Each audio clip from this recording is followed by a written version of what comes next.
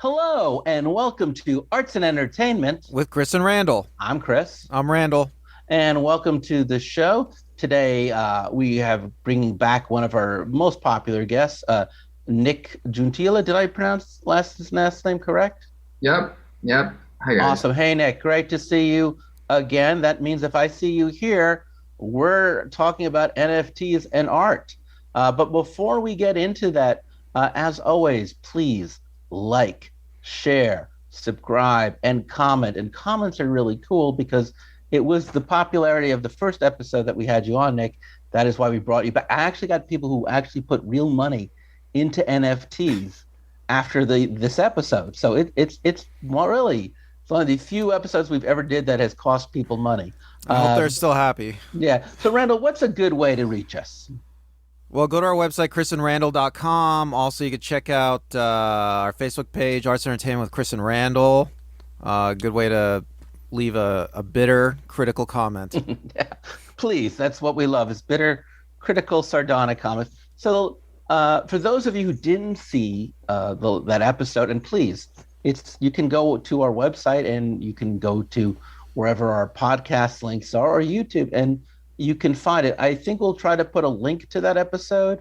Randall, are we going to be able to do that, you think? Probably.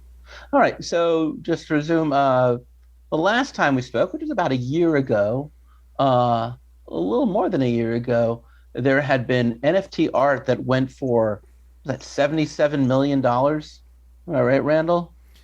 Yeah, so what is it? Beeple sold a work for bazillions of dollars. Yeah, it was like the third highest amount of money ever paid for a living artist. There's a whole story behind it. I mean, it's not a normal thing that happens in this universe. So. Right. It was insane. And at the time, people really didn't know what an NFT was. They didn't know blockchain. It just seemed a lot of craziness. Nick, you did a great job at the time kind of explaining to us less tech-savvy listeners what the heck was going on. But for those of you listeners and watchers out there who didn't see that episode, Nick, can you just give us a brief explanation of how you got involved in this industry and what exactly is that you've done in this industry of the NFT? Wait, before we get into it, I just want to make something clear. Nick is my full disclosure. He is my biological brother. We grew up together. We just happen to have different last names. It's a long story, but we're otherwise very normal brothers who grew up together. This is true, and there is no this episode was not sponsored or produced by either of your parents, nor do either of your parents receive any remuneration for having been responsible for 2/3 of the talking heads in this episode. But I do thank them both for doing such a good job of raising such bright and articulate people who are very easy to work with. That said, let's get back to it. Nick, how'd you end up working in the NFT blockchain world? So I am a software developer, and I was trying to build a product that allowed people to keep track of inventory better. And so I was doing that as it's sort of a third-party intermediary company that would come in and keep track of data between different parts of the supply chain. So if you are a manufacturer, you send a product to a wholesaler, and the wholesaler sends to a retailer, and the retailer sends to the customer. And each step of the way, somebody has to enter in that data into a database. So the data gets lost each step, and thought there would be room for a company to come in and sort of warehouse that data. And I was building that. And on the way, I realized that maybe this would be, I was also working with blockchain technology because I got pulled in through an old friend who was really into a project called Skycoin. He was the creator of a project called Skycoin. And he got me into working on blockchain stuff and kind of dragged me in, kicking and screaming. But then I realized that this was a good technology that could be good for a wide variety of applications. So in about 2016, I started trying to figure out how to put my application that I was building onto a blockchain. And at the time, there wasn't really a good option. But then Ethereum came out, and I thought, well, this is a great. This looks like it has a lot of potential for me to put all So of this I just on. want to stop you real quick. Yeah. Two terms, just for the people who are like not as tech savvy as you: blockchain and Ethereum. You just want to give us the shortest, simplest explanation of what blockchain and Ethereum is? A blockchain is basically a set of data that cannot change over time, because as you add new data to this chain, if you just think of it like a bunch of stacked up text files or something. But at the beginning of each text file, you have a summary of all the text files that happened before it. So if you were to try and remove one text file from the middle of that stack, and replace it with something else, it wouldn't fit. The summary wouldn't fit anymore. So you could tell that you changed this chain of files, because every new one that you add has a summary of the entire rest of the chain that went before it. So that's a blockchain. It's basically a system of data that's designed to make sure that you can't tamper with the history of the chain of data.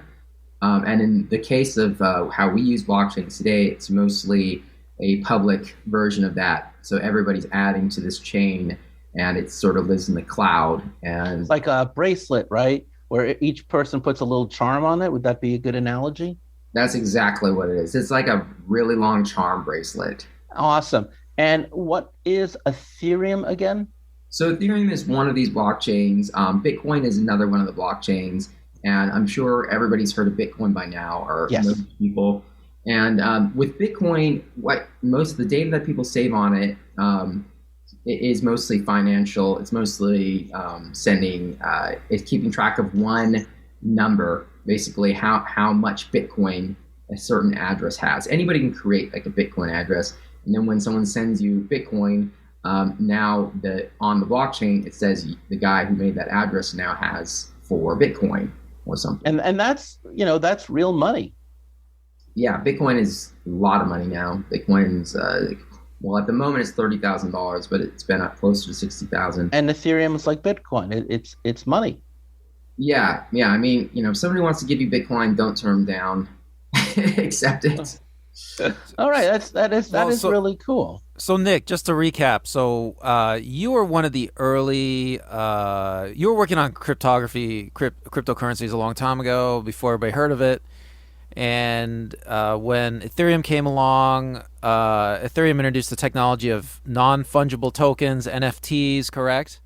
Yeah, even more broadly than that, Ethereum allowed you to save free-form data on its blockchain.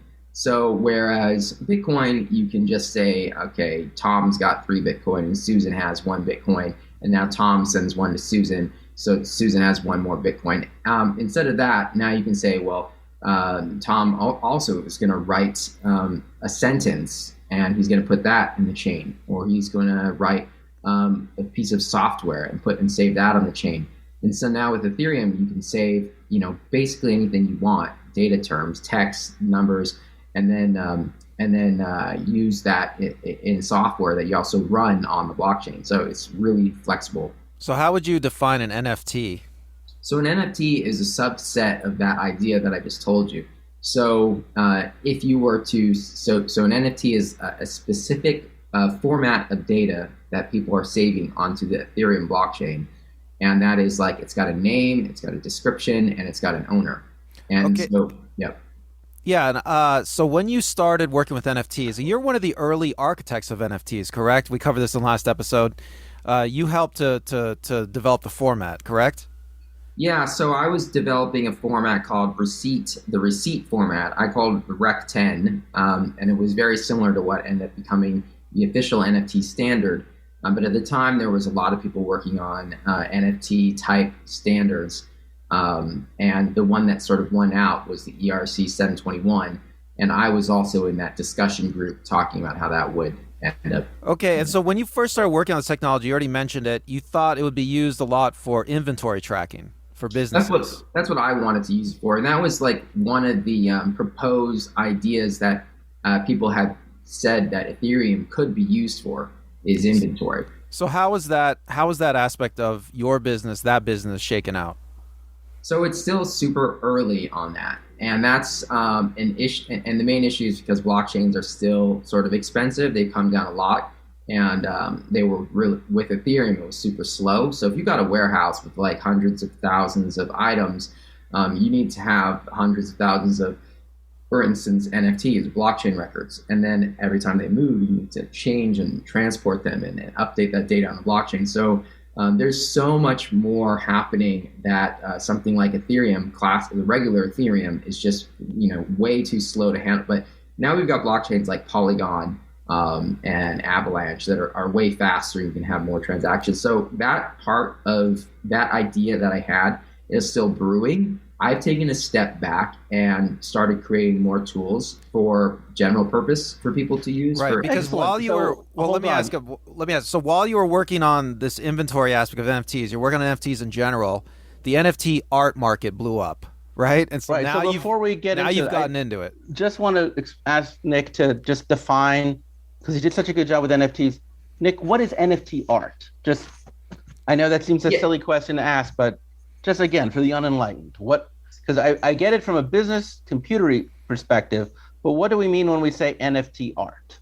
So, so the whole idea of, this is funny because today, right now, whenever people say NFTs, they think art. The general public thinks art, which is kind of silly to everybody who's been in the NFT world since the beginning, because no one who was in NFTs since the beginning thought that people would use NFTs for art. It's just a strange concept because the NFT itself was meant to be sort of a placeholder for owning something outside the blockchain. Essentially, like the first really good use case was a video game item. So people would save a record on the blockchain, and that record would be used in a video game, and people could trade those items, and then a game would be created, and you'd use the items in the video game. So the idea of making an NFT and then people trading it just for the sake of the picture that's associated with it it was not what most of the people at the time predicted would happen. It's more like a test of the NFT technology than a practical use of NFTs, because it does prove that NFTs work, because you can make an NFT, somebody can buy it from you, and nobody else can take it from you. So it proves that the NFT technology works. But other than that, it doesn't have like a lot of useful value. People have now attached a lot of useful value to it because they say that owning this NFT is like owning a piece of the artist. It's like owning. It's like being part of a special club who's collecting this art. It's donating basically like to the cause of this artist, like to the creation of good art. It's like saying it's supporting the art that you like. So that part of it. So you kind of have to follow the money, because people are not that stupid. They have reasons. So, you have like one group of people in the world who are saying, why are you spending your money on this? And the other group is like, well, we know exactly why we're spending our money on it. We're not. So you have a very sophisticated group of buyers who understand why they're spending the money. And and me as a technology creator, if I didn't originally understand why they were spending the money, that's my fault. It's not their fault, because they have. So, as Randall had said before I cut him off, how did you get involved in NFT art? What brought you to this place? So how'd you end up finally? Right. So I created an app called Receipt Chain to handle basically inventory NFTs on inventory NFTs for people, because originally I wanted to sell this technology to corporations, but the corporations were, it's way too early for corporations to get involved with it. So I just decided to take it to the people and say, look, if you want to make an NFT for like your guitar that's sitting in your closet, go ahead. And then you can use that for your personal inventory. And, maybe people will find some use in this, and then maybe companies will find use in it eventually. And then also in that same app, it allowed you to sell the guitar, and then somebody could buy it, and then you would transfer that guitar record to the next person. So I thought that might be a useful thing for people. It didn't necessarily use like a blockchain, or didn't necessarily need a blockchain to have that use case because you could get away with not having a blockchain and do that. But the blockchain element was so you could sort of notarize like what the history of something was without it being able to anybody being able to tamper with it. So it was always bringing this like really sophisticated element to something that didn't really need it yet. And now you thought of it as like a proof of ownership. Yeah, proof of ownership. But the thing is, like, when you make the record yourself, it's kind of it's really not a very good proof of ownership, proof of like history of who made it, because you weren't the origin of that guitar. So if you create, so there's very limited use there. Like, really, you need to have the manufacturers create these records in order for you to have like any kind of like real authenticity behind these things. So what I created was more like a demo of what was possible. But the practical value is very limited. But you made a fully functional app where people could mint their own NFTs. Yeah. And your website will allow people to mint their NFTs on your website right now, correct? Sure. So I made this app, and I expected people to use it for stuff because of what I told them that it was for, and that's what nobody did. So immediately. Like the only thing people started making NFTs out of was like pictures of their cats, of like photos of like certificates, documentation, and art.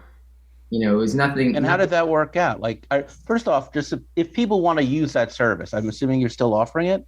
We killed the app. Apple made it impossible for us to continue working on the app. Oh, sorry, man. So no, it's fine. What are you up to now? Apple, they can. What you're doing something pretty interesting now with artists, right? We could go to your website and do the same thing, right?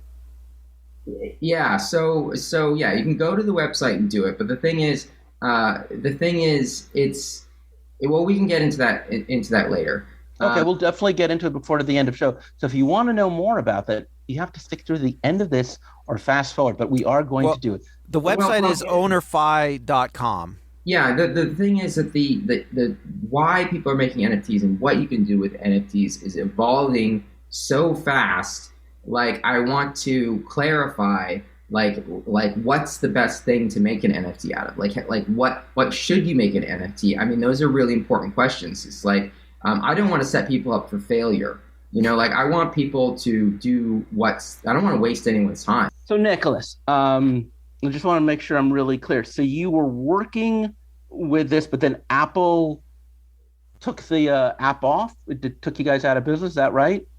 So Apple has very strict policy on blockchain and cryptocurrency products.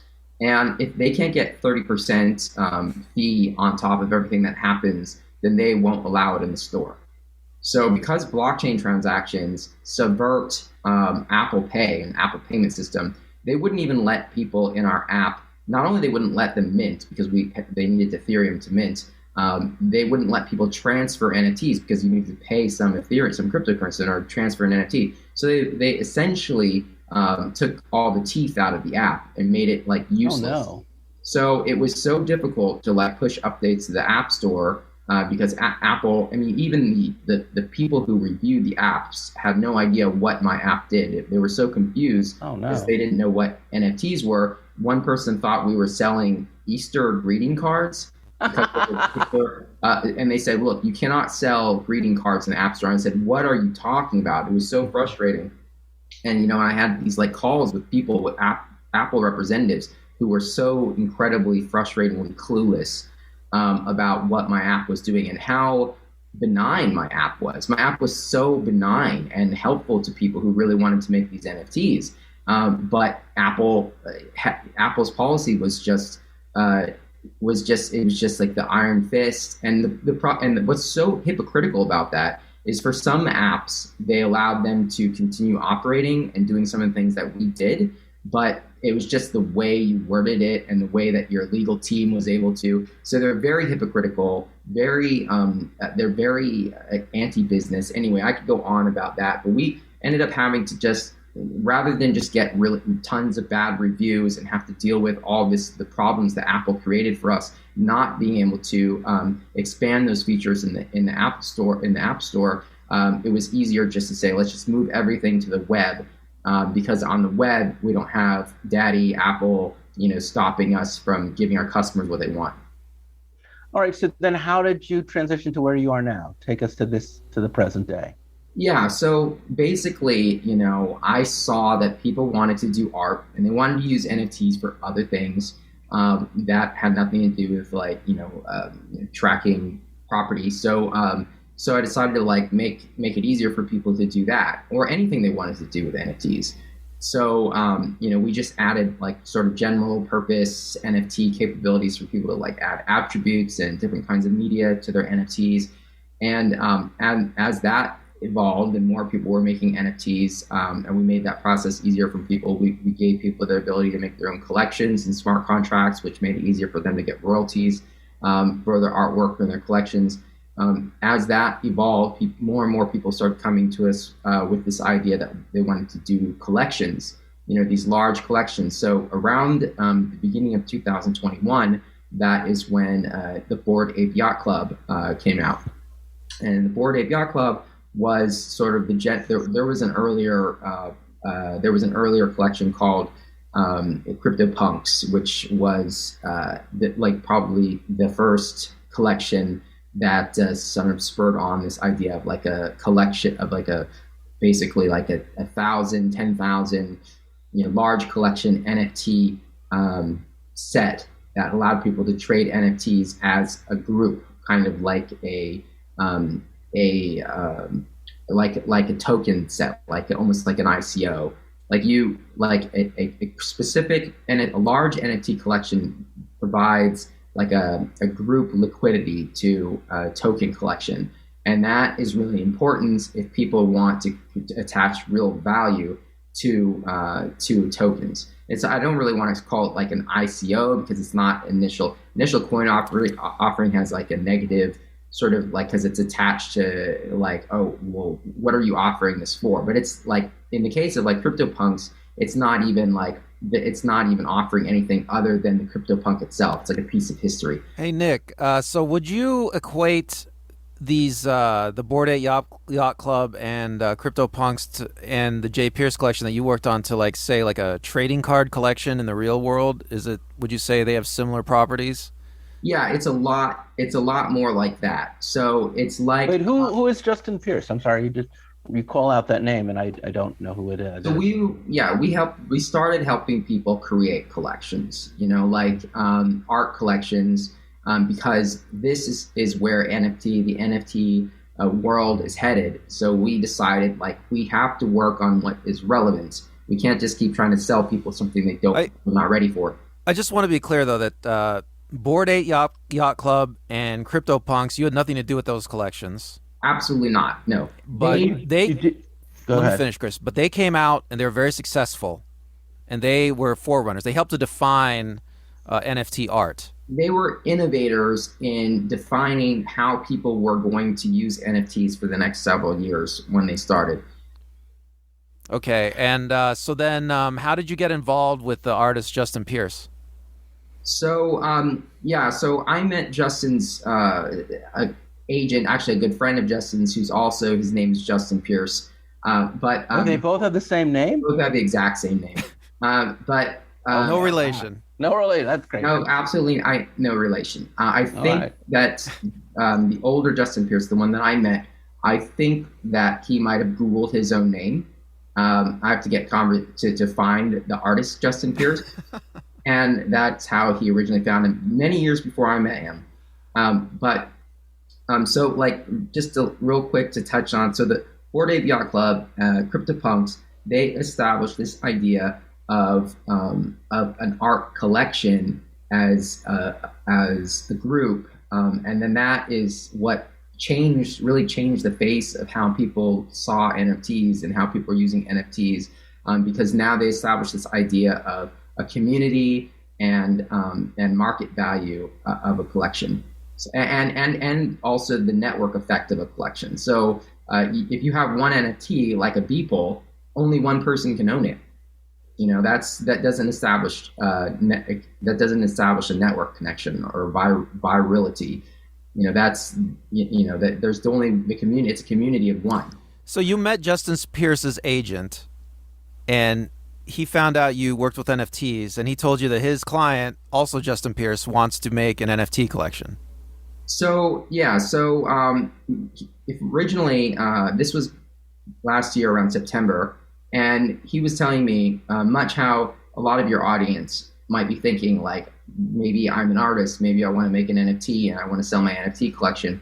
And he was saying, well, I have this really great artist who I've been following for a long time. He has the same name as me, and so I met him playing poker because I really love poker. So I was at a poker event, and Justin Pierce starts talking to me. Actually, I think it was his son Brett. I talked to Brett and Justin, and they told me about this artist. And at the time, people were telling me about a lot of artists. So I didn't think much of it because there's just so many people wanting to get into the NFTs. Are you saying artists, you were being deluged by artists who wanted you to make NFTs with them? Artists, a lot of artists out there are trying to find a way to support themselves because it's difficult to support yourself as an artist, especially not a well-known artist. So Justin Pierce, his manager, Justin Pierce, this wasn't the first artist that was trying to work with you? For the sake of clarity, why don't we just refer to Justin Pierce, the agent, Justin Pierce, the artist? So that way it'll be easier. Well, this wasn't the first artist that wanted to work with you? No. So, because of the app. So the app, it went from getting like one download a month to 100,000 downloads in like 1 month, and then 120,000 downloads in April of 2021. Well, I'm just curious, why did you decide to work with artist Pierce? So, well, I really liked his art. He something about the art really spoke to me, that this is, I was looking at all the other NFT artwork that was out there, and I was saying okay, what is this NFT community like in terms of art? And it's not the same. Hold that thought 1 second, Nick. Just hold that thought. Randall, I think we actually have his artwork. Can we put that up on the screen? Sure. And for those of you who are just listening to podcasts, there'll be a link at the website to see these slides, right? Okay. So that way people who are just listening, and I'll try to describe what we're looking at as best as I can. So let's actually see Justin Pierce, the artist's work. I think that'll be a lot easier for us to then see what you saw. So that's coming up right now. Here it comes. Okay, can you see it? Oh, that's so cool. So there were 4,000 pieces in this collection, correct, Nick? Well, if you want to see what I was looking at, then you should go to his website. But right now, this piece. Look, Chris just wants to look at the work. It's a little bit premature because Nick hasn't gotten to how we got to this point yet, but we'll look at it. We'll look at it just to see, so it becomes less abstract. So those of you who are just listening, I just wanted it's like a cartoon, I would say, of a man, very colorful man who's kind of winking his left eye with a peace sign, with a very colorful baseball hat with a diamond in the middle. It's very cool and very much like, almost, it reminds me of like Keith Haring or Kenny Scharf. It's very, there's something about it that is very light. Yeah, so there are we're going to show 10 pieces. These are the top 10 selling in the collection. Well, we don't have to go through the top 10 just yet. I just want, so that we have a visual. So Nick, I'm assuming this is very representative of Justin's work. Yeah, this one with the diamond hat and the colorful shirt is probably one of the most rare of This is the number 10 selling, and I have them in reverse chronological order. Yeah. But it's representative of, so when you looked at this work, and I certainly love it. I would love to own this if I had the money. What is it about this that, can you at least give us a sense to the uneducated? Why does this stand out more than the other works by other artists you've seen? So a lot of the other art that was going on was really cookie cutter art that was created on Fiverr just satisfy a need to make collections as fast as possible. So like this one that you're showing to is all pixelated. Actually, the real version of this is way higher definition, just in This is case. the best we could do with Zoom. Okay. Well, so a lot of the art that's created in like Southeast Asia and on Fiverr was created just to basically fill out like a 10,000 piece collection. There of like super cool fish or happy cats, or a lot of just they wanted to figure out what's the fastest way they could make 10,000 pieces of art. And so they didn't actually find artists who were known for their work. They weren't known artists at all. In fact, like the artists that they were originally using for like CryptoPunks and Bored Ape Yacht Club are not known artists at all. They have no careers previously. The Bored Ape Yacht Club artist now has a career, right? But like, so they were starting with the idea that they wanted to make 10,000 tokens and then moving from there. We started with the idea that we wanted to find like an artist who is already like has a career and is on a trajectory to be a known artist in the world, and then go to see how can we sell his art, how can we popularize his art and use him as a platform rather than the other way around. Was there any challenges that you faced working because he was new to the NFT scene, or in general there than any? I mean, not a criticism of him. I'm just imagining when he first started making art, he probably didn't know about NFT art. Yeah, so like what happened was he wanted to make an NFT. His agent Justin Pierce wanted to make an NFT or start with NFTs, and we did not initially just jump to a collection. We didn't say outright or from the beginning that we wanted to do like a few thousand. We actually started, despite Bored Ape Yacht happening and some other collections going on, we actually started with let's do like a one piece of art, and like a Beeple style one piece of art, and see how that goes. So we did.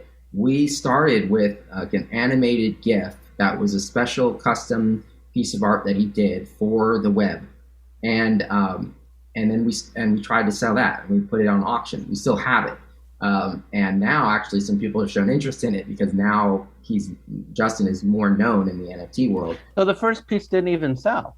No, it didn't sell, and wow. It didn't sell because nobody knew who he was, number one, because the NFT art world is completely separate from the physical art world. I mean, they're completely different body groups of people, and you have to understand that. Like, and they don't translate to each other at all. Like, there the two may meet. So, like, they're just. So then, how did you get people to know who he was? How did you get the buzz, as they say? So we didn't. We decided to do a collection because we were going to do a collection anyway. We were doing a collection with 3D artists that we knew, and the 3D artists we were going to create like a few thousand piece collection with this 3D artist, and we actually did experiment with some 3D art. We made these chickadees, which are these 3D like birds. And they sold. There was a certain group of people who liked them, and we'll probably keep selling them because they're interesting and fun to sell. But the artist was not like a fine artist, an artist who makes a living making art. So it kind of crossed my mind at some point, like, well, what if we cross these two things, And I think up until this point, it was very rare for these two things to cross. And the reason being, because it's difficult to make, you can't ask an artist to make, we ended up going with 4,000 pieces. You can't ask an artist, can you just paint 4,000 pieces of art real quick for us to like make a collection out of? No, you have to use a computer, and you have to figure out certain elements, enough elements that you can create enough art to fill out 4,000 or 10,000 pieces. And it's not trivial at all. So we proposed the idea to Justin, and I said it's going to be a lot of work. We're going to need hundreds of like little pieces of characters, of hands and arms and faces and eyes and stuff like that. And this is in the past, this is like what those other guys were getting from Fiverr, but they were getting these artists who, are working for $3 an hour, so they don't care. They're gonna work in their sweatshop and they're gonna make 10,000 fancy cat eyes and faces and stuff. But so to ask somebody who makes a living doing art and sells their paintings for $1,000 a piece to make hundreds of these things is a much bigger ask. So and that's what he was, right? Just to be clear, he was an artist in the physical world. He was an artist in the physical world who was already selling art to people like LeBron James and Samuel Jackson. And he had customers. He had famous customers. He had famous charities who were his customers. He was doing murals. He was on the news. He was on the Jimmy Kimmel show. Like, not on the Jimmy. His art was on the Jimmy Kimmel show. So Nick, you envisioned how the artist could put this collection together, right? What it would take, right? And you told him to make certain pieces. So I proposed the idea, and he said and I didn't know if he was going to be on board with it, but he said yes. And I told him exactly what he would need to do, and he was 100% on board with it. I was shocked. Like, it was smooth. What did you tell him he needed to do? To make this collection. To make like 100 traits or more, 100 like individual pieces of artwork that we would have to scan into the computer and resize and then wow, that is, that's a big ask for an artist. That is, just for people who don't understand, my mom's a painter. I've grown up around that. It can take a long time to do one piece. This is a guy who probably does in his own life, 20, 30 pieces in a year, if that. It's just a lot. He makes so a you're lot saying, I'd like you to work 4 times harder. Well, yeah, How many does he normally make in a year, just a physical? Yeah, he's prolific, though. Justin is not like a 30-piece. Okay. He's a guy who wakes up, does art all day long, and then goes to sleep and then does it again. Okay, Nick. Oh, so he's prodigious. Okay. So, Nick, this collection is 4,000 pieces. Each piece is basically like a portrait of a cartoon character. And 4,000 pieces? And each character is made up of various attributes, right? Arms, hats, eyes, mouth, shirts. Yeah. Do you have any? Wait, I'm sorry. I gotta cut you guys both. Did you say that you had to make 4,000 pieces? The collection has 4,000. Yeah, Chris. Let me keep going because I'm going to go through with Nick how this collection was made. Okay, and at the end you can ask questions because that's insane. Right. So Nick, because Nick's already told me this. So I'm correct so far, right, Nick? So you had Justin Pierce make these different attributes, right? Yeah. He would draw them on paper. So like he would draw arms, he would draw bodies, he would draw eyes. Is that correct? Yep. He does it all by hand on paper. So how large were the originals? Kind of like notebook paper size. Okay, and he used pen and paper probably, right? He uses like paint and like these like hand like marker kinds of things. Okay, he used marker. Okay, so did you tell me also he had an assistant color them? He colors them too. Okay, so he did the coloring as well. Yeah. And then all the parts were scanned in individually, right? Disconnected from any characters, correct? Right. And then you wrote a program to randomly assign parts and put parts together to make 4,000 different characters. Right. Well, you're missing another step. What was the next step?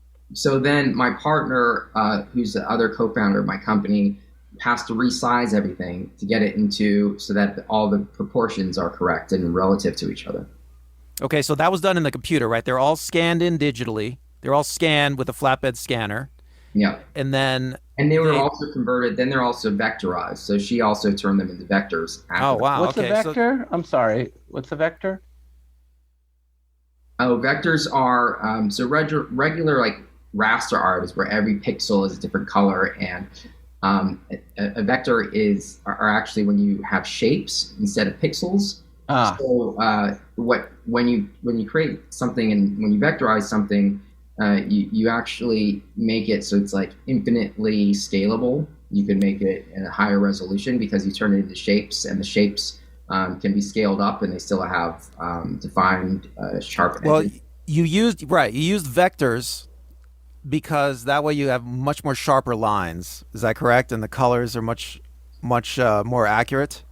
Yeah, yeah, and we get a higher resolution. Okay, and then so they were scanned, they were turned into vectors. Do you know how long that process took of after Pierce made all the parts and they were scanned in, vectorized, resized? Do you know how long that took? We spent a couple weeks on it. Masha spent probably a couple weeks on So you're that. talking about the artist, yourself, and Masha. That's a team of three people, a couple of weeks. Yeah, I mean, no, well, Justin actually spent more than a couple of weeks on making the parts, How, probably a month. how long do you think he took? A month. It wasn't all at once though. He worked on it. It kind of trickled in as he worked on the different Okay, pieces. so now the parts are all in the computer. They're all ready to go. They're all proper size. They're vectorized, and you wrote a program to assemble the pieces into the characters. Correct? Yeah, yeah. So tell me about the program you wrote. So the way that these collections usually work is that there are certain parts are more rare than other parts. So I created a program that would go through and individually create a character, and each time it did that, it would choose a trait. It basically started with the background image, like say the one that you're looking at is blue, and then it would choose a body from a group of bodies, and then it would do a random number generation. And if the random number generation was between a certain percentage, like between 90 and 100, then that would be rare, depending on how many traits there were. So the intervals would change depending on how many traits there are. So you get an equal distribution of like rare and not rare. The rare ones would have to be they'd have to be selected less often. But if you have more rare traits, then you have to sort of like expand that a little bit so that so How, just to interrupt you for a sec, the face in the illustration we're looking at here, those choices, even though it was created by an artist, the assemblage was done by a computer program. right. So Wow.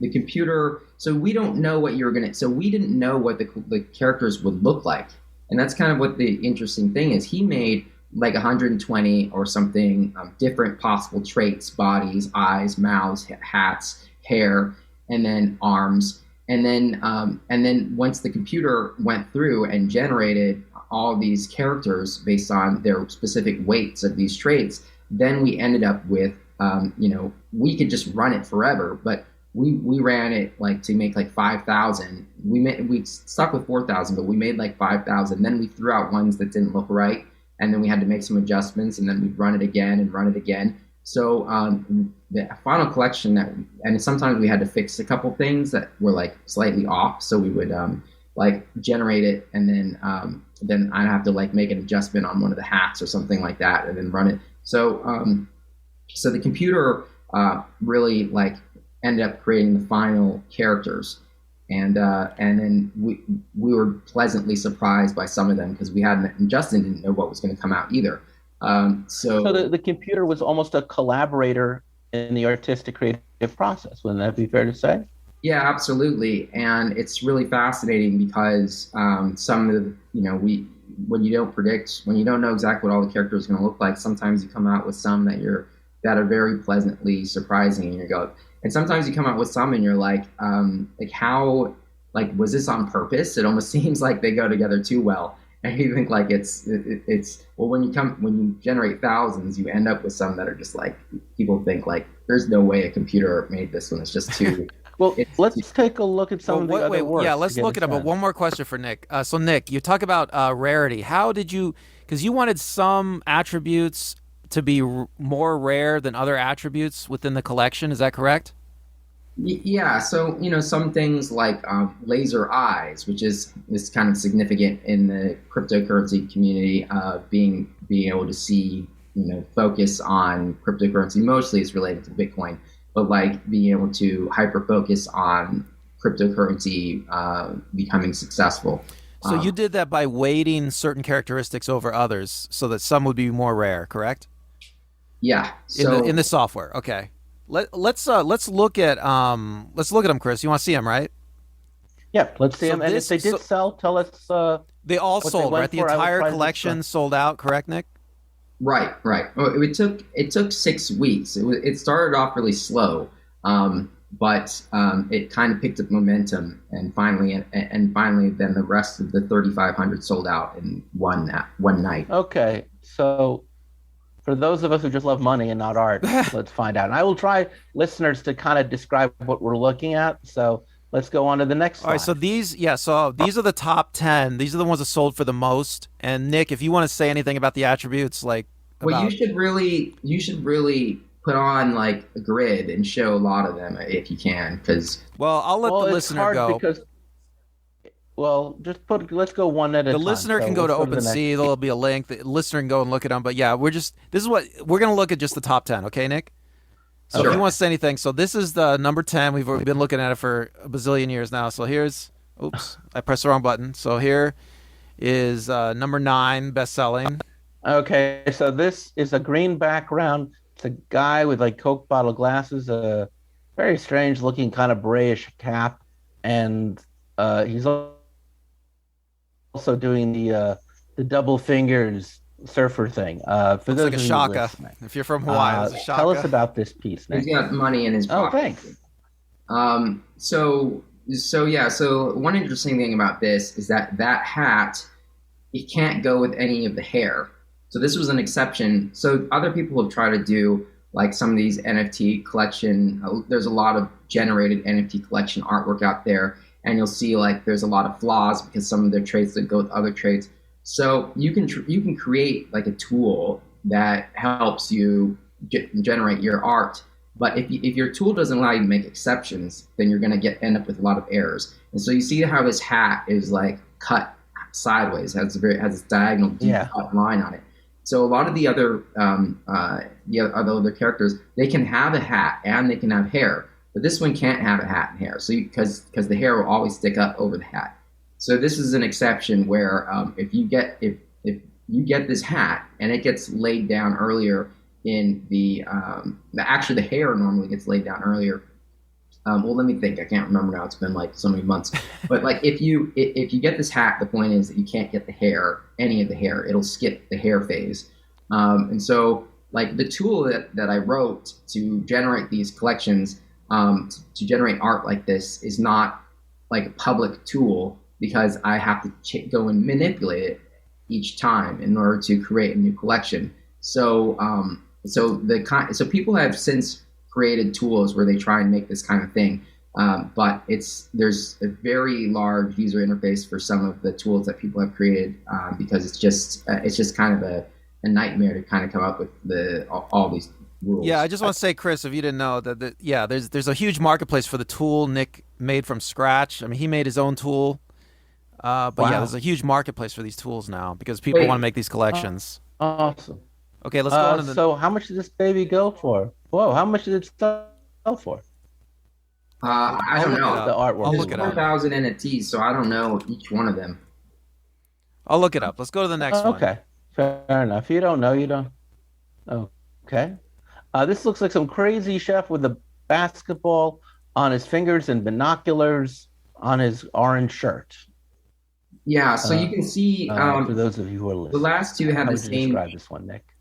The last two had the same shirts. The last two had the same shirt because that's a rare shirt, so that's probably why you're seeing it. It's both of them having in top selling. But this one is very different from the other ones. And you can see some of the variety.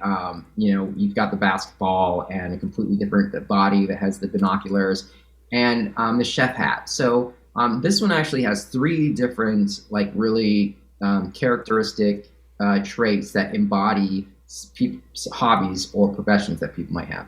And that's something that we wanted to address because people use these as profile pictures. So let me also, we didn't really touch on that, but another really important piece of why this works is because people use NFTs as the profile pictures. So Judson was already doing characters, and if you wanted to do like a 4,000 collection of some random art, like pictures of or some random art that you created that was more abstract, your chances of selling it would be significantly reduced because that's not what people are using these NFTs for. Like people actually use them like for a practical purpose. They use these as their profile pictures on social media and on Discord or places like that. Right, because Twitter, about 6 months ago or so, they allowed you to start using these as your profile on Twitter. Is that correct? Yeah, that's right. Okay, so this one sold for about $375. Okay, here's the next Wow. one. Nice. Yeah. Okay, it's a dude with a gold chain and a crazy eye and purple hair. And he's also doing the Hawaiian thing you were just talking about, Randall. Well, there was Tell us about this piece. so there was also like a spike. So when NFTs were higher around January, in like January, February, like these were selling for triple what they are now. So like that. So what were they selling for at their height? Some of these were selling for over $1,000 at the time, and now the NFT market has come down significantly. But I expect it to go back up. But right at this point in time, this point in time of year, everything is down significantly. So all of these are basically super discounted at the moment. So for the sake of time, I guess let's just go quickly through the remainders. And if there's something you want to point out, Nick, about any particular piece, just stop and we'll point it out. So we're just going to look at one last painting. Randall, you want to show us the last painting of I believe this is the one that's. Yes, I believe this is the one that sold for the most. This is flame is coming out of his eyes. Yikes! This is the highest last sale on OpenSea. Let's see, it was this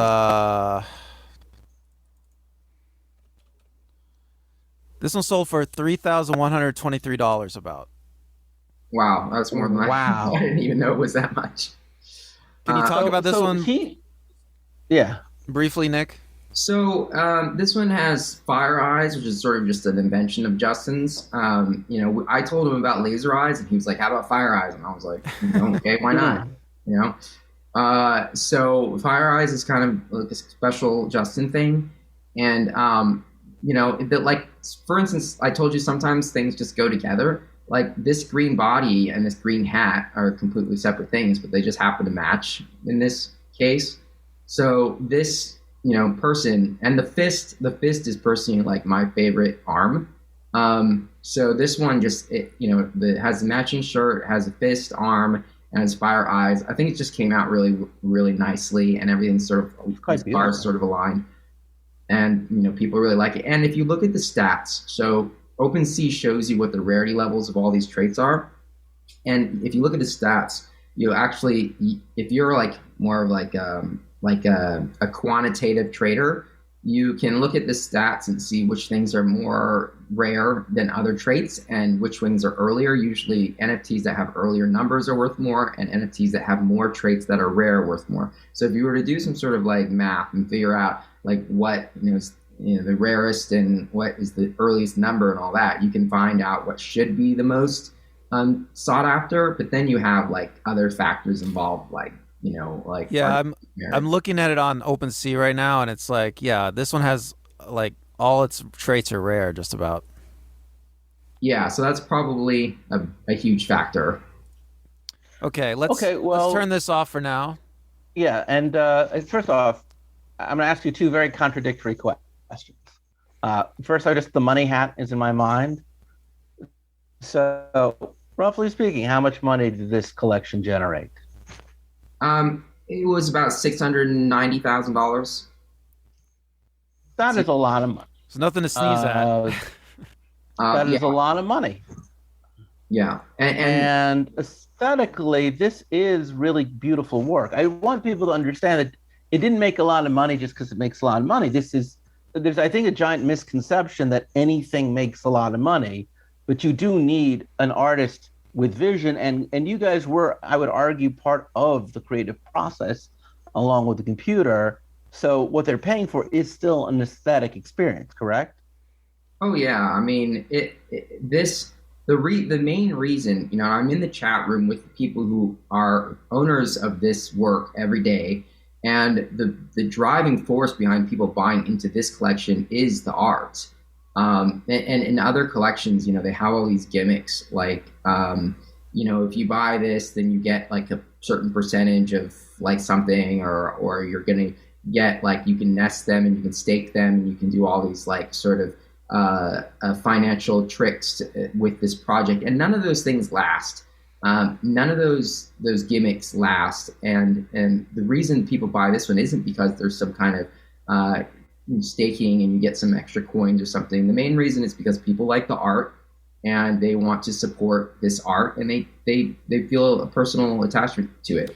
Hey Nick, which collection do you think was the first where they used algorithmically generated characters? Was it Bored Ape or was it CryptoPunks?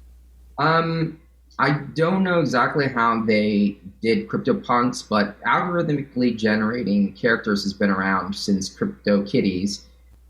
So if you want to get a lot of characters, there's only one way to do it, really, and that's to use algorithmically generated. Bored Ape definitely. I think the CryptoPunks was algorithmically generated. I'm not sure though, but I think it was. Hey, Nick, what is Justin up to now? Is he still doing this kind of art? Um, yeah, he still is, and so the thing is, like, this has been the best vehicle for him to distribute his art that he's ever had. We like, so just let me just say, like, out of that $690,000 that went for the sale, most of them went to Justin. So it is supporting the artist, and then a lot of it went to like the marketing that we had to pay. And, I just want to be clear about something. So in the art gallery world, usually the gallery takes 50% of all the sales. So Justin made way more than 50% on this one, do you think, Nick? Yeah, he did. Okay. And just so we get back out of the money moment, and you're kind of working towards this, is there a dominant aesthetic, you think, in this art form? Um, Stuff that really communicates versus stuff that fails? so it's a little bit it's a little bit diverse. There's some things I can tell you that don't do well. What doesn't do well? Photography. Yeah.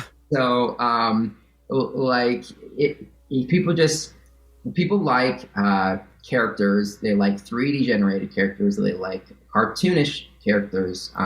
Illustrations. They like Japanese anime style. Manga style. They like sort of like almost anything that you would see like in a video game. Colorful. But what they're not so interested in is like abstract art. There's a little bit of like demand for that. There's a couple like famous collections that are sort of abstract, but all the real top collections are characters like doodles and just like sort of colorful. Yeah, characters. Chris, you haven't looked through this kind of art very much. I'm assuming, No. but it's very pop arty. It's like a lot of Very, cartoon that type is what it characters. looks like to me. But it definitely, I feel like it's, I don't want it to be, I think that people do have misconceptions that it's just cheap art when there is real aestheticism to it. And I'm assuming you work with other artists. Are there any other artists you just want to give a shout out whose work you're enjoying these days? You mean other NFT projects? Yes, other NFT artists, just if you wanted. Um, I think the doodles art is really cool too. Um, there's a lot of new ones that come out all the time, and I'm kind of busy, very like working on what we're working on. But I did buy like one of Gary V's new NFTs, Gary V's version 2. Gary Vaynerchuk, is a big NFT influencer in the world now, and he. Oh, I know who he is actually. Yeah. Yeah, he created V Friends, which was basically a lot of sort of doodles almost that he was sort of made on the backs of napkins and things like that, and then he turned that into NFTs, and it was really popular. But the art was not like very refined. Some people really liked it. But as far as like using it for what people are using NFTs for now, it didn't really fit the typical situation. So he made a new version called Friends 2, and he hired some artists. I don't know who they are, but they turned them into like much more refined characters. And so I thought that the new ones were really incredible, and people are buying them more for the arts and not so much just the original collection. I think people are buying more so they could be close to Gary Vee. I mean, sure, some people really like the squiggly, caterpillar drawn on the back of a napkin with pencil, but most people were buying it because Gary Vee was offering them, anybody who bought those NFTs, the ability to like speak to him in person and join his conferences and stuff and get advice from him and network. So Now, yeah. you really are. I mean, we just did a long episode on impressionism, and one of the things people rarely ever talk about is a man named Theo van Gogh, Vincent van Gogh's brother. Vincent van Gogh was the agent for Monet, Manet, some of the great impressionists and post-impressionists, as well as his brother Van Gogh, and we know about Van Gogh through his brother. And you are really like the modern day art agent, or at least gallery owner. You really are an in-between, a go-between that brings the artist's work to market. And that's a role that comes with tremendous responsibility and a lot of insight. So first off, I really want to applaud you on that, but also because you are an expert, I would like to ask you two different questions. The first is, for somebody who is an artist who is trying to break into this medium of NFT art, what advice, what knowledge can you share with that person? Sure. Yeah. So there are if you are an artist and you only do like a couple pieces, and you are like a photographer, maybe like there's hope. All hope is not lost. You can hook up with a company like Foundation, who focuses more on a couple handsful of single piece artwork and establishing yourself as a name in the NFT art world, and just releasing like a couple NFTs at a time. It's better if those NFTs that you release are specifically made for the digital NFT space. So that is not just taking a photo of a painting that you did and then turning it into an NFT, but sitting down on the computer and creating something new that nobody's seen before and it only is released as an NFT. That is much more special to the NFT people in the NFT world, because if you take a photo of a painting, now you just made a copy of some other piece of art, and the other piece of art is really potentially competes with the NFT in a way. So it's better usually to create specific art for NFT. And the most successful NFT artists are ones who have almost invented a new medium. Like not invented, met the NFT medium where it lives and started creating art specifically for NFTs that's like animated usually. A lot of it is like 3D rendered. A lot of it is just something that you would never think to hang on a wall, because it's just, for one thing, it's animated. You can't hang an animated thing on the wall. So if you're an artist, like look at what's out there in NFT space.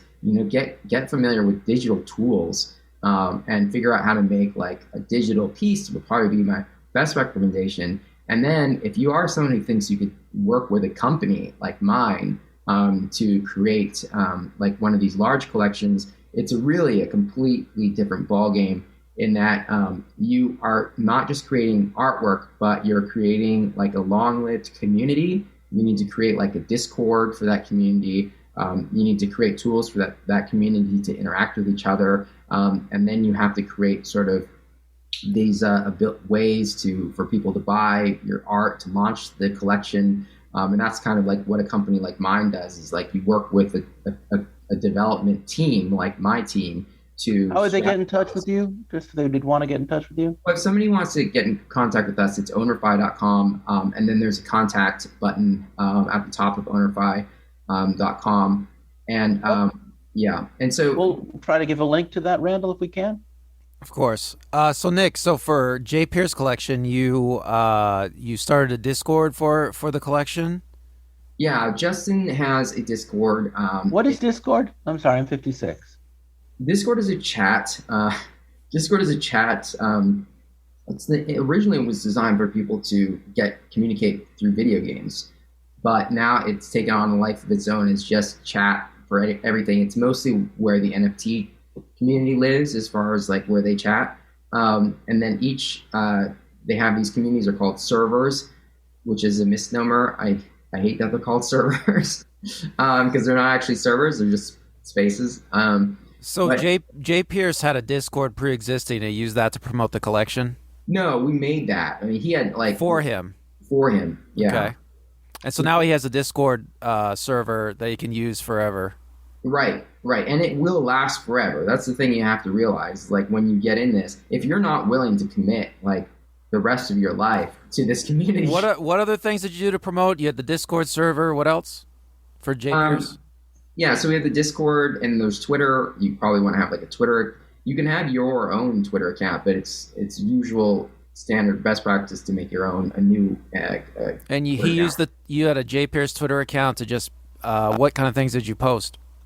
So updates about the collection, updates about the collection, uh, basically. Anything else that you used to promote? Well, yeah, I mean, you can use Instagram, but most people are on Discord and Twitter, and we have our own email group too. So that gives us a little bit of an edge as far as like You mean OwnerFi? ownerify. Right. All right, so then the other question I wanted to ask was, what advice do you have to the collector? Especially because the market's not so good right now. So I want to get in, but the market doesn't seem to be good. Uh, how do I get in? How do I get Well, involved? yeah, so that's the thing is I don't want to be in the business of selling people something that they're going to be angry about. So, that's why I'm very particular in the projects that we work with and what and how like we lay them out and strategize them. So with Justin's, we're doing a new collection, and what we're doing with the new collection is we're giving away so one thing, Justin really wants to make a new collection because he's just over the moon about how amazing this is that people are buying his art, that his art is in the hands of so many people. A lot of the people who bought these NFTs, they're also ordering NFTs. They're also ordering physical art from him. He's selling paintings to them now. He's selling shirts and custom shoes and stuff. His art has been introduced to a lot of these people, and he's getting a lot of physical art, new collectors. And so he's just like, this is phenomenal for him, So, and his career. So people are like, well, why do you want to make a new collection? Well, it's because Justin, he's like energized by this. Like he is like so energized that he can now like instead of just making like one or two things in the morning and hoping that like somebody will buy one of these things a month from now, or just the speed at which he can make things and distribute them is exponential. And so he wants to do this. He wants to he has so much more to offer, so many ideas he's never been able to do because he didn't know if anyone would buy them. Now he can express himself so much better. So we're doing a new collection, and the new collection is going to give every single person who bought one of the first JPF NFTs is going to be able to mint one of these for free, so that all the previous owners are going to just get one automatically. So that like if you bought one, you're not going to feel like, oh, these guys, they're just expanding this collection, just making more stuff, devaluing our art. It's like, no, you're in on this. So that we want to keep giving value. Everything we're doing, we're strategizing so that we continue to give value to the people who bought these NFTs, hopefully like So indefinitely. NFT art is not just like a trend. It's a real deal. Even though sometimes I've been hearing how Bitcoin is suffering right now and all of that, it's which you'd say it's more of a cyclical thing as opposed to a correction. Yeah, so things are down now because this time of year things are always down. Bitcoin runs in these 4-year cycles where every 4 years the mining rewards for Bitcoin gets cut in half, and then the price of Bitcoin skyrockets, and then so we get these in between troughs in between, and so it's very predictable. And It's part of the technical nature of Bitcoin, correct? it is built into the code. So these cycles that we're going through are coded. I guess So it just yeah. makes sense to buy the art you like more than the art you think will be valuable. Yeah, it's both. But like, and it, surprisingly, this part of the cycle that we're going through, like this middle of the year, is always down, but it's even less down than it usually is. So it's a good sign. And what are galleries and art museums getting wrong about NFT art? What are they getting Um, right? yeah, yes, like basically everybody's trying to do NFTs right now for art. The Vatican is doing like an NFT art display, and they're getting the thing is like it's you have to consider like what NFTs are, how many people are going to release, where they're coming from. So like just because somebody like so there was a company that was doing tweets, doing basically screenshots of Twitter posts, and then people were, Jack Dorsey sold, his a Twitter post of his, but it was just a screenshot, and it's like, what are you selling? Are you going to make more? Like, what is it? There's so many factors involved. Like, if you're an artist and you make NFTs, for in on Rarible on one website, and then you go and make some NFTs on OpenSea, where you're using two different wallet addresses. Now your NFTs have been diluted in value because people don't know who's making the original authentic NFTs. One of the things is when you do a collection, like a 10,000 piece collection, everybody knows 100% they're all part of the same collection. When the way that cryptocurrency works and crypto keys, if an artist is just like releasing art through Maker's Place and then they're releasing art through So Rare, people are confused. Who's the real artist? Who's making? So being all putting all of these like one of these like collections all on the same smart contract, all coming from the same address, guarantees that they're all connected in some way. And so a lot of these like galleries and things, they're just sort of willy-nilly making NFTs that are coming from all sorts of random addresses. Maybe they're coming from the gallery's address. Nobody like they have no connection. They have no like cohesion, and that's a really big problem. And sometimes they're on all sorts of different blockchains, and people are like, "Well, like, is this the real artist? Is that like in 100 years from now?" And they look back at all these NFTs, are they going to know who made them? I mean, Yeah. They're making these NFTs with no understanding of the underlying technology, which is important, right, for collectors. yeah, it's really, really, really important, actually, and it's one of the reasons why NFTs have value at all. Well, so you use the Jay Pierce collection to both promote him and establish him as an artist, and now you're using it to keep in touch with his patrons. Yeah, so now you can sort of provably identify who owns one of these, one of the actual, real, verified NFTs from Justin Pierce. So you can create these communities like they did with the Bored Ape Yacht Club and like Gary Vee did, where you give like certain benefits. You create like this networking opportunity, and you can give benefits to this specific group of people over time, and they become like patrons of Justin Pierce and their own group, their own club. And Nick, you've already been to a Jay Pierce collection party. Is that correct? Yeah, we had like an after party in Arizona where all the owners were invited, and we had like Cirque du Soleil performers, and like it was. How did it turn out? Did a lot of people show?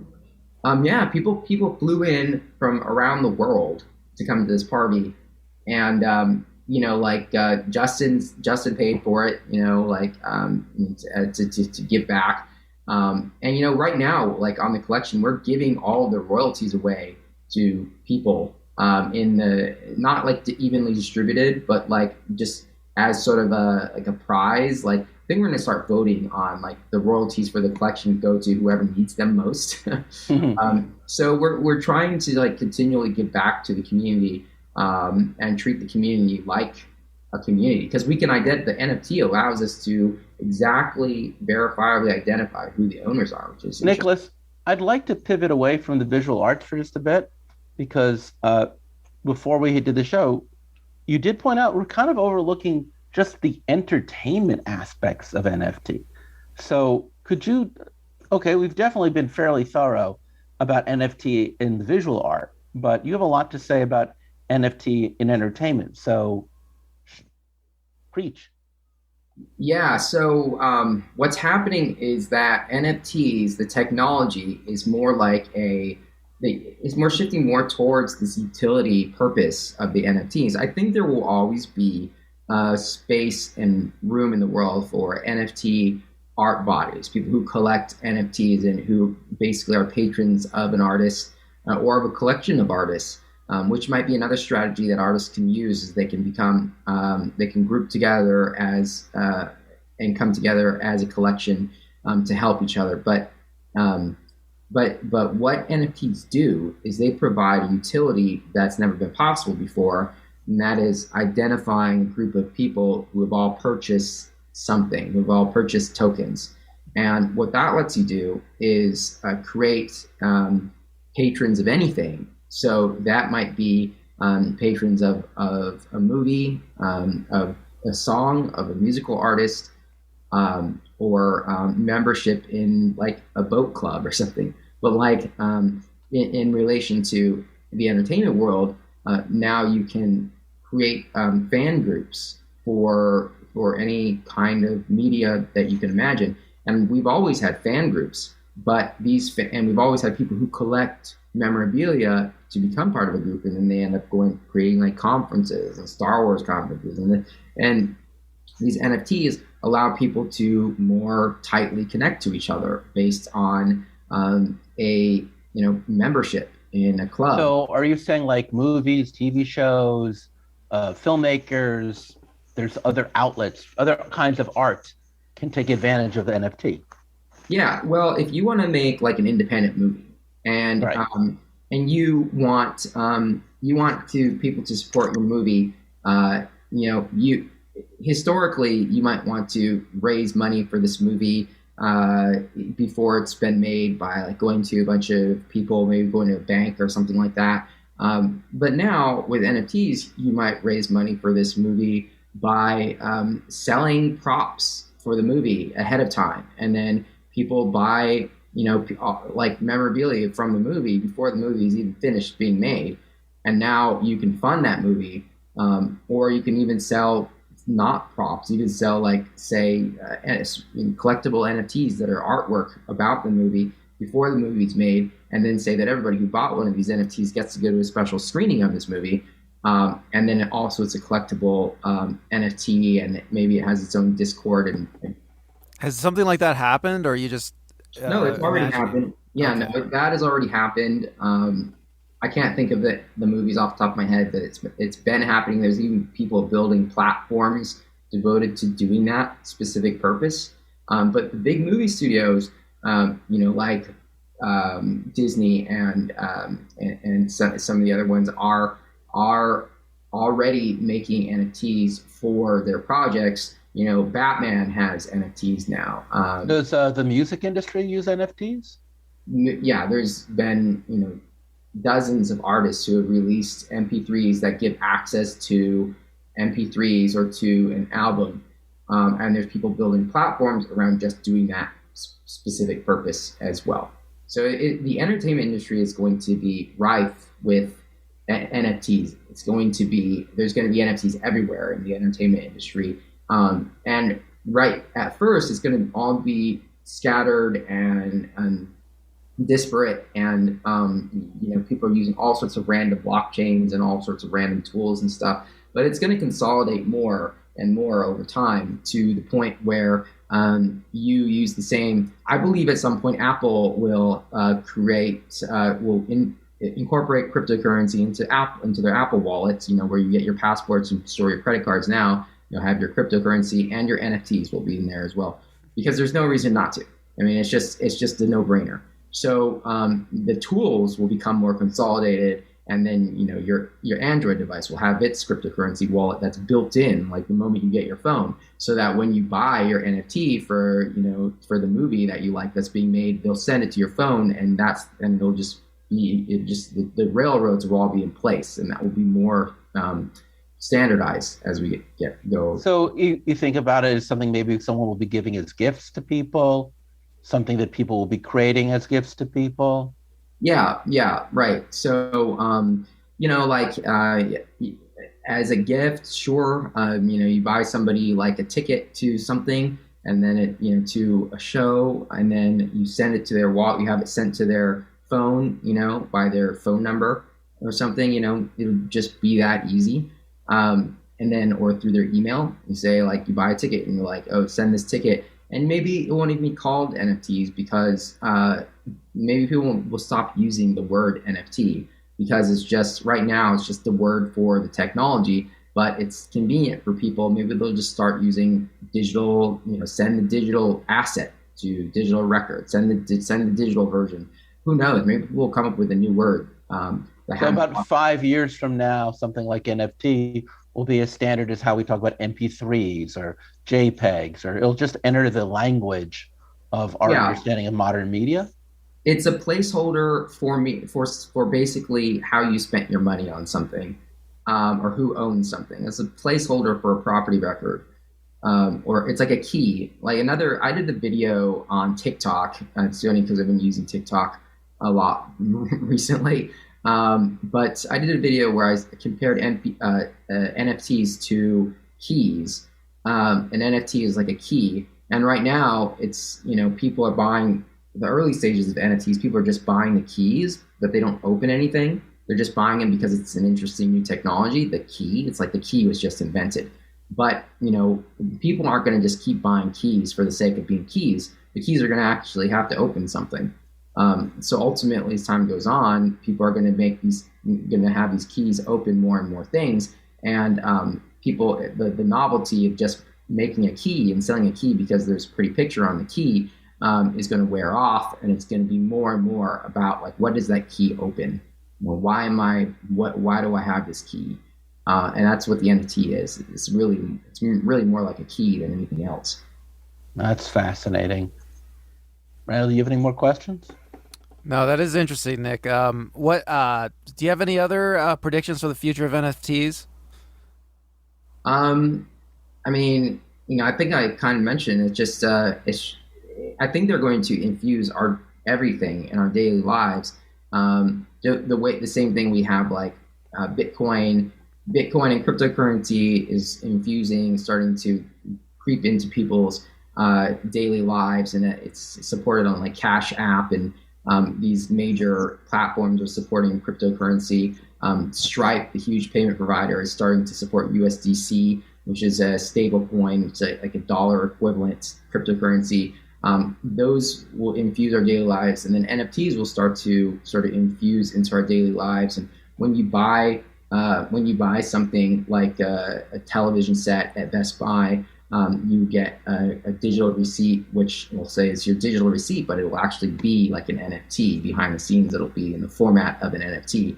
So NFTs, I think, will just be everywhere, and they'll change the world in that, like, it'll create this like railroad track of ownership that allows people to build tools like stock markets that trade physical things. Digital, you go to the stock market online that's trading like physical property, or like ownership rights of songs and stuff like that. But it'll all be in NFT format under the hood. But you'll be able to go there and buy a mountain bike or something and trade the mountain bike, but the mountain bike is in a different place. It's in somebody else's garage, but you own it because the ownership rights are an NFT. And then people will be trading like futures markets on these things and stuff like that. And it'll all happen through these digital marketplaces. And then the format under the hood will all be NFTs. And that's what makes this kind of thing possible. So it's going to change the world in a huge way. Well, that is fascinating, Nick. I want to thank you for being on the show. Always enlightening. Always we learn something new. Randall, I want to thank you for having such a good brother who's also an expert in this field. You guys have anything? Randall, you got any last words before we? No, All right. Well, I I want to to say goodbye.